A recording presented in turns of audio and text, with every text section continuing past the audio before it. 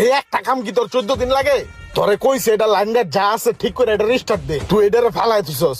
এই গাড়িটা ঠিক করলে তোর সমস্যা কি? আরে ভাই দমকা পরে করেন, পোলাপানের লাগে দমকা করে লাভ আছে? আপনার কাছে একটা জরুরি কাজে আসছি, আমার কথাটা আগে একটু শুনেন। আমার একটা ভালো গাড়ি লাগবে 10-12 লাখ টাকার ভিতরে। টুকটাক কাম কাজ থাকলে সমস্যা নাই, আমি ওটা করে নিতে পারবো। আমার একটা জরুরি ভালো একটা গাড়ির ব্যবস্থা করে দেন ভাই। আচ্ছা ঠিক আছে, সমস্যা না, আপনার গাড়ি ম্যানেজ করে দিমুনে। এই তুই যা, ফাইজলামি শুরু করছিস, যা যন্ত্রপাতি লয়ে গাড়ির কাম শুরু কর।